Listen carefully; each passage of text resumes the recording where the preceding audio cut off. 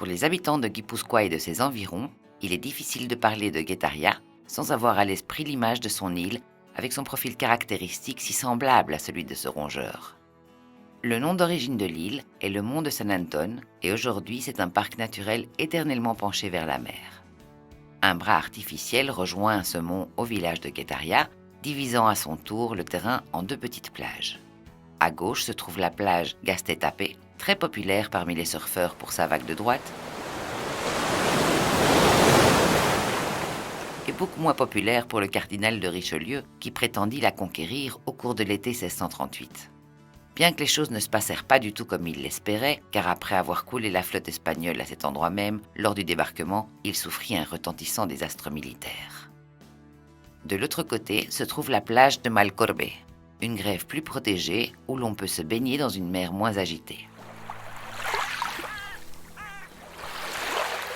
En continuant sur la route de Zumaya et en empruntant un escalier, nous arrivons à la plage rocheuse, sauvage et peu fréquentée de Oruaga.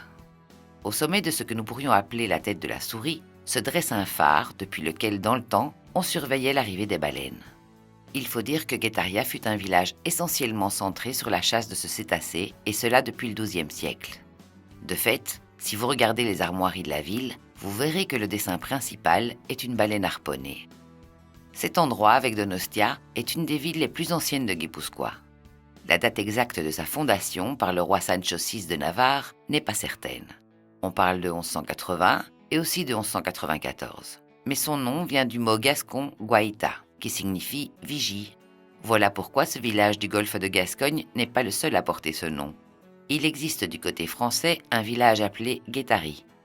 Une autre version, basée sur des découvertes archéologiques, explique que ces deux villages tirent leur nom du fait qu'ils avaient des cetarias, c'est-à-dire des viviers qui communiquaient avec la mer.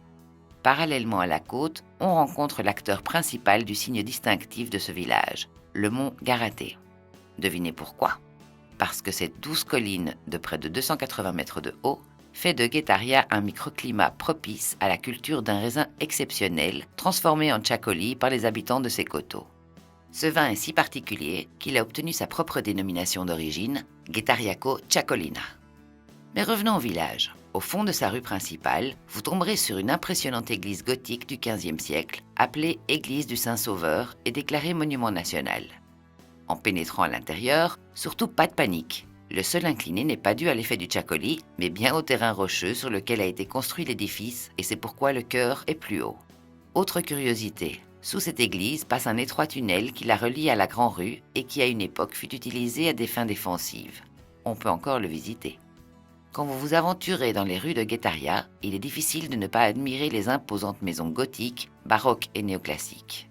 Bien que ce village ait été plusieurs fois détruit et incendié le long de son histoire, grâce aux récentes restaurations, on peut apprécier la délicate décoration des typiques Casa Torres que l'on peut traduire par maison-tour.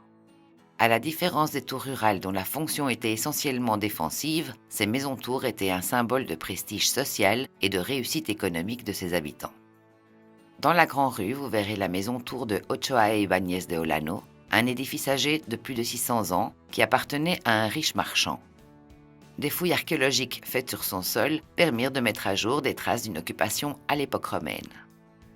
Une autre de ces maisons-tours si impressionnantes se situe dans le haut de Guetaria, le palais Aldamar, qui appartenait au marquis de Casa Torres. Dans ce palais, un important créateur de mode passa son enfance. Il s'agit de Cristóbal Balenciaga. Vous pouvez visiter son musée, accessible depuis le bâtiment moderne attenant. Et pour parler de personnages célèbres de Guetaria, nous avons gardé pour la fin son citoyen mondialement connu, Monsieur Juan Sebastián Elcano, navigateur et explorateur qui, il y a 500 ans, fut le premier à faire le tour du monde lors de la célèbre expédition de Magellan Elcano. Et saviez-vous que dans son testament réalisé en 1526, il a légué 3 rôtissoirs et 3 grilles ? Depuis des siècles, Guetaria maintient la coutume de cuisiner dans la rue à l'aide de ses ustensiles. Alors comme on dit par ici, oneguin, ce qui signifie bon appétit.